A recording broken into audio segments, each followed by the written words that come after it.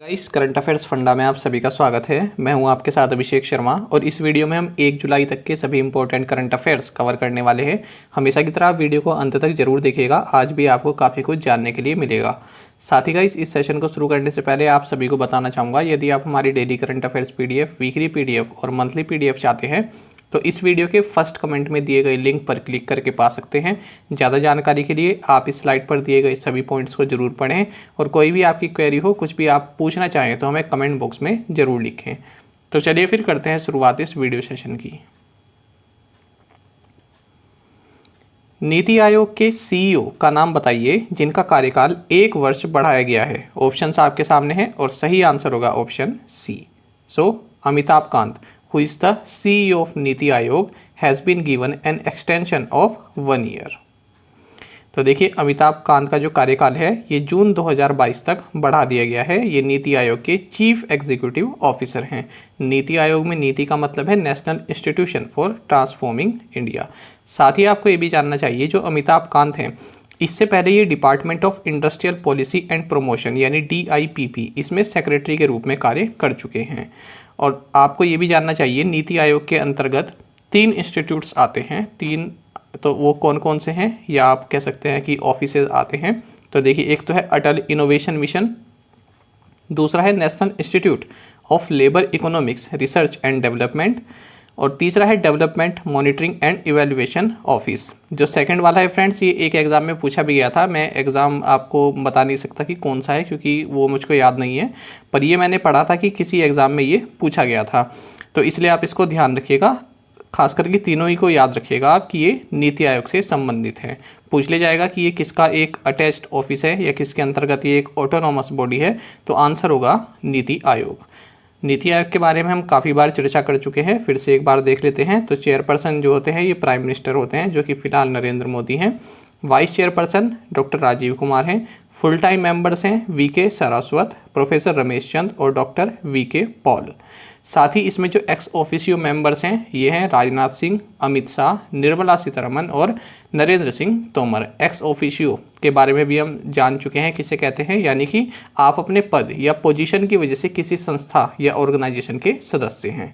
तो ये सभी जो है राजनाथ सिंह, अमित शाह, निर्मला सीतारमन, नरेंद्र सिंह तोमर, तो ये जो है यूनियन मिनिस्टर हैं, यूनियन काउंसिल मिनिस्टर हैं, इस वजह से ये इसके मेंबर बनाए गए हैं। विश्व का पहला आनुवांशिक रूप से संशोधित रबर प्लांट किस राज्य में लगाया गया है? ऑप्शंस आपके सामने हैं और सही आंसर होगा option A. So world's first genetically modified rubber planted in Assam. जानते हैं इस क्वेश्चन के बारे में। तो देखिए, इसको लगाया गया है आसाम के गुवाहाटी में, world's first genetically modified rubber plant. साथ ही आपको ये भी जानना चाहिए, इसको डेवलप किया है rubber research institute of India के द्वारा। और आगे बात करें तो देखिए, इसमें MnSOD यानी कि मैग्नीज कंटेनिंग सुपर ऑक्साइड डाइस्मूटेस, इसकी जो है एडिशनल कॉपीज निहित हैं। आसाम के बारे में अगर हम बात करें तो इसके चीफ मिनिस्टर हिमंत बिस्वा शर्मा हैं, गवर्नर जगदीश मुखी हैं और कैपिटल है दिसपुर। साथ ही आपको आसाम के बारे में ये भी जानना चाहिए कि आसाम को the land of red river and blue hills के नाम से जाना जाता है। साथ ही इसको एंशियंट टाइम में प्रागज्योतिषा इस नाम से भी जाना जाता था और कामरूपा नाम से भी इसको जाना जाता है। लोकप्रिय गोपीनाथ बोरडोलोई इंटरनेशनल एयरपोर्ट ये गुवाहाटी में है। Dibru Saikhowa national park, Kaziranga national park, Manas national park, Nameri national park, Rajiv Gandhi Orang national park, Raimona national park और देहिंग पटकाई नेशनल पार्क ये सभी आसाम में हैं। साथ ही आपको जानना चाहिए, कामाख्या टेम्पल, रंगघर, बिहू डांस और सत्रिया डांस ये आसाम से संबंधित हैं। भूपेन हजारिका सेतु, जिसे आप ढोला सदिया ब्रिज भी बोलते हैं, बोगी बील ब्रिज, डिपोल बी लेक और चंदूबी लेक ये सभी आसाम में है। ये फ्रेंड्स काफ़ी इंपॉर्टेंट है, ये SSC में कई बार पूछा जा चुका है, डिपोर बील लेक। साथ ही आपको जानना चाहिए कि ब्रह्मपुत्र रिवर पर स्थित माजुली ये वर्ल्ड का लार्जेस्ट रिवर आइलैंड है और ये आसाम में है। हाल ही में किस देश के प्रधानमंत्री स्टीफन लोफवेन ने अविश्वास मत हारने के बाद इस्तीफा दे दिया है? ऑप्शंस आपके सामने हैं और सही आंसर होगा option B. So Sweden's prime minister Stefan Löfven recently resigned after losing no confidence vote. तो ये अविश्वास मत हार गए हैं, उसकी वजह से इन्होंने रिज़ाइन कर दिया है। अब आप इन कंट्रीज़ में ये देखिए कि मतलब कितने अच्छे से पॉलिटिक्स होती है, मतलब लो लेवल की नहीं होती है। अब देखिए क्योंकि ये कॉन्फिडेंस वोट हार चुके थे तो इन्होंने कहा कि स्नैप इलेक्शन नहीं करवाएंगे हम, यानी कि हम जल्द इलेक्शन की घोषणा नहीं करेंगे समय से पहले, क्योंकि पेंडेमिक से गुजर रहा है देश, इसलिए मैं इस्तीफ़ा ही दे देता हूँ। जबकि आज के टाइम में अगर आप हमारे यहाँ पहले क्या होता था फ्रेंड्स, कुछ टाइम पहले ये मान के चलिए आप 80s 90s के दशक में कि यदि मान लीजिए रेल दुर्घटना भी हो गई तो रेल मंत्री खुद से इस्तीफ़ा दे देते थे। लेकिन आज के टाइम में क्या है, चाहे वो किसी की भी गवर्नमेंट है, मैं किसी एक स्पेसिफिक गवर्नमेंट की बात नहीं कर रहा हूँ, आज अगर ट्रेन दुर्घटना हो जाती है या फिर कोई ब्लास्ट हो जाता है तो अब अपना पद छोड़ने के लिए कोई राजी ही नहीं होता है, चाहे वो रेल मंत्री हो, चाहे वो होम मिनिस्टर हो, कोई भी सरकार हो। तो अब वो बात नहीं रही है पॉलिटिक्स में, जो एक रिस्पॉन्सिबिलिटी वाली बात होती थी। खैर जानते हैं स्वीडन के बारे में। देखिए स्वीडन की कैपिटल है स्टॉकहोम, करेंसी है स्वीडिश क्रोना। अच्छा फ्रेंड्स, यहाँ पर आपको मैं एक चीज़ और बताना चाहूँगा जल्दी से कि स्कैंडिनेवियन, नॉर्डिक और बाल्टिक, ये तीनों ही टर्म आपने पढ़ी होंगी। देखिए स्कैंडिनेवियन कंट्रीज़ कौन कौन सी हैं, डेनमार्क, नॉर्वे और स्वीडन, इन तीनों को जो है स्कैंडिनेवियन कंट्रीज़ बोला जाता है। और ये नॉर्डिक कंट्रीज़ भी हैं। अगर आप डेनमार्क, नॉर्वे, स्वीडन, फिनलैंड और आइसलैंड को एक साथ रखें तो ये सभी कहलाती हैं नॉर्डिक कंट्रीज़, और ओनली डेनमार्क, नॉर्वे और स्वीडन ये कहलाती है स्कैंडिनेवियन कंट्रीज़। और ये हैं बाल्टिक नेशंस, एस्टोनिया, लातविया और लिथुआनिया। तो ये जो है यहाँ से क्वेश्चन बन जाता है कि निम्नलिखित में से कौन एक बाल्टिक नेशन नहीं है। तो ये तीन भी आपको मिलेंगे और डी ऑप्शन आपको कोई और कंट्री दे दी जाती है। आगे बढ़ते हैं। टर्की और किस देश ने मुस्तफ़ा कमाल अतातुर्क 2021 संयुक्त सैन्य अभ्यास शुरू किया है? ऑप्शंस आपके सामने हैं और सही आंसर होगा option B. So Turkey and Azerbaijan begin Mustafa Kemal Ataturk 2021 joint military drills. और ये जो मिलिट्री एक्सरसाइज हुई है ये हुई है बाकू। बाकू जो है अजरबैजान की कैपिटल सिटी है। टर्की की अगर हम बात करें तो कैपिटल है अंकारा और यहाँ की करेंसी है टर्किश लीरा। अजरबैजान की बात करें तो कैपिटल बाकू है और करेंसी है अजरबैजानी मानत। उस भारतीय पत्रकार का नाम बताइए जिसे फुकुओका ग्रैंड प्राइज 2021 मिला है। इंपॉर्टेंट क्वेश्चन है, ऑप्शंस आपके सामने हैं और सही आंसर होगा option A. So P Sainath who is an Indian journalist received Fukuoka grand prize 2021। जानते हैं इस क्वेश्चन के बारे में। तो देखिए रिनोन्ड जर्नलिस्ट हैं पी साईनाथ, इन्हें जो है जापान के जो सर्वोच्च सम्मानों में से एक माना जाता है फुकुओका ग्रैंड प्राइज 2021, इससे सम्मानित किया गया है। किस लिए सम्मानित किया गया है? क्योंकि इन्होंने देखिए यहाँ पर क्या किया गया है, investigate impoverished farming villages in India. देखिए तो जो भी यहाँ पर जो डेस्टिट्यूट विलेज हैं, देखिए जो टर्म लिखी है इम्पोवरिस्ट, ठीक है, इम्पोवरिस्ट जो टर्म लिखी है इसका मतलब होता है डेस्टिट्यूट, पुअर, गरीब, फाइनेंशियली वीक। तो इस तरह के जो विलेजेस हैं, जो फार्मिंग विलेजेस हैं, उनकी आवाज़ इन्होंने उठाई है, उन पर इन्होंने स्टडी की है। तो इस वजह से इनको ये पुरस्कार दिया गया है। साथ ही आपको जानना चाहिए पी साईनाथ जो है ये परी नाम से एक वेबसाइट जो है रन करते हैं। केपी संपत कुमार जिनका हाल ही में निधन हो गया, किस संस्कृत समाचार पत्र के संपादक थे? ऑप्शंस आपके सामने हैं और सही आंसर होगा option A. So KV Sampath Kumar who passed away recently was the editor of Sudharma Sanskrit newspaper. तो प्रधानमंत्री नरेंद्र मोदी ने भी इनके जो है निधन पर शोक व्यक्त किया है, इसलिए ये न्यूज़ काफ़ी इंपॉर्टेंट बन जाती है। जानते हैं इसके बारे में। तो देखिए ये संस्कृत न्यूज़पेपर है सुधर्मा, तो इसके ये एडिटर रहे हैं केवी संपत कुमार, इनका हाल ही में निधन हो गया है। और इनको और इनकी वाइफ विदुषी KS जयलक्ष्मी, इनको 2020 में पद्मश्री से भी सम्मानित किया जा चुका है। साथ ही आपको जानना चाहिए जो ये सुधर्म जो संस्कृत न्यूज़पेपर है ये कर्नाटक के मैसूर शहर से पब्लिश होता है। भारत में पहला डॉक्टर दिवस किस वर्ष मनाया गया था? ऑप्शंस आपके सामने हैं, सही आंसर होगा option A. So first doctors day was celebrated in India in 1991। देखिए 1 जुलाई को नेशनल डॉक्टर्स डे आज मनाया जा रहा है। जानते हैं इसके बारे में, यह है डॉक्टर BC रॉय। तो देखिए 1 जुलाई को नेशनल डॉक्टर्स डे मनाया जाता है इंडियन मेडिकल एसोसिएशन के द्वारा। जो पहला डॉक्टर्स डे है ये 1991 में मनाया गया था। क्यों मनाया जाता है? क्योंकि देखिए 1 जुलाई को ही जो डॉक्टर बिधान चंद्र रॉय हैं, जो कि बंगाल के पूर्व चीफ मिनिस्टर भी रह चुके थे और काफ़ी फेमस फिजिशियन भी भारत के रह चुके थे। तो इनका जो है जन्मदिवस भी 1 जुलाई को है और इनका जो निधन हुआ था वो भी 1 जुलाई को ही हुआ था। तो इसलिए नेशनल डॉक्टर्स डे 1 जुलाई को मनाया जाता है। और इनका जो जन्म है ये 1 जुलाई 1882 को पटना बिहार में हुआ था। और इनको साल 1961 में भारत रत्न से भी सम्मानित किया गया था। आगे बढ़ते हैं। निम्नलिखित में से किसने अपनी नई सब्सिडरी की मोबिलिटी सॉल्यूशन लॉन्च किया है? ऑप्शंस आपके सामने हैं। सही आंसर होगा option A. So TVS has launched it's new subsidiary की मोबिलिटी सॉल्यूशन। निम्नलिखित में से किसे जनरल मोटर्स द्वारा सप्लायर ऑफ द ईयर पुरस्कार मिला है? ऑप्शंस आपके सामने हैं। सही आंसर होगा option B. So Sundaram Fasteners Limited has bagged the supplier of the year award by General Motors. General Motors आप जानते हैं कि काफ़ी फेमस कंपनी है, अमेरिकन कंपनी है। तो इसके द्वारा जो है सुंदरम फास्टनर्स लिमिटेड, इसको सप्लायर ऑफ द ईयर का अवार्ड दिया गया है। जो ये सुंदरम कंपनी है ये टीवीएस ग्रुप कंपनी की ही एक जो है एक सब्सिडरी टाइप आप मान सकते हैं और इकलौती ऐसी कंपनी है जिसको ये अवार्ड दिया गया है। दिल्ली स्पोर्ट्स यूनिवर्सिटी के पहले कुलपति के रूप में किसे नियुक्त किया गया है? ऑप्शंस आपके सामने हैं और सही आंसर होगा option D. So colonel Malleswari has been appointed as the first vice chancellor of Delhi Sports University. जानते हैं इस क्वेश्चन के बारे में। देखिए कर्नल मल्लेश्वरी काफ़ी फेमस नाम है, आप सभी जानते होंगे कि रिटायर्ड वेट लिफ्टर है और ये पहली भारतीय महिला है जिन्होंने ओलंपिक में मेडल जीता था। तो इनको दिल्ली गवर्नमेंट का जो दिल्ली स्पोर्ट्स यूनिवर्सिटी है इसकी फर्स्ट वाइस चांसलर बनाया गया है। आपको बता दें 2000 के जो सिडनी ओलंपिक्स हुए थे, साल 2000 के जो सिडनी ओलंपिक्स हुए थे, यहाँ पर इन्होंने ब्रॉन्ज मेडल जीता था। साथ ही ने राजीव गांधी खेल रत्न अवार्ड और अर्जुन अवार्ड और पद्मश्री से भी सम्मानित किया जा चुका है। सीबीआई के विशेष निदेशक यानी स्पेशल डायरेक्टर के रूप में किसे नियुक्त किया गया है? ऑप्शंस आपके सामने हैं। सही आंसर होगा ऑप्शन ए।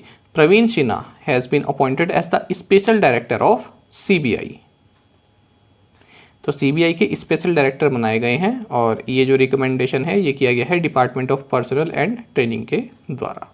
साथ ही आपको जानना चाहिए जो स्पेशल डायरेक्टर होते हैं ये सेकंड सीनियर मोस्ट पोजीशन होता है इसमें सीबीआई में और सबसे सीनियर होते हैं डायरेक्टर। सीबीआई की अगर हम बात करें यानी सेंट्रल ब्यूरो ऑफ इन्वेस्टिगेशन की बात करें तो डायरेक्टर हैं सुबोध जायसवाल, हाल ही में अपॉइंट हुए हैं। हेडक्वार्टर्स न्यू दिल्ली में है और इसका मोटो है इंडस्ट्री, इम्पार्शियलिटी एंड इंटीग्रिटी। साथ ही आपको जानना चाहिए कि इसकी जो पेरेंट डिपार्टमेंट है किसके अंतर्गत आता है? ये CBI department of personal and training. साथ ही आपको जानना चाहिए जो सीबीआई की पावर्स हैं ये Delhi special police establishment act 1946 से ली गई हैं। नेक्स्ट क्वेश्चन हमारे पास, fiercely female the Dutee Chand story नामक पुस्तक के लेखक कौन हैं? ऑप्शंस आपके सामने हैं। सही आंसर होगा option D. So Sundeep Mishra is the author of the book titled fiercely female the Dutee Chand story. देखिए दूती चंद के बारे में आपको जानना चाहिए कि ये फर्स्ट ओपनली होमोसेक्सुअल एथलीट है इंडिया से।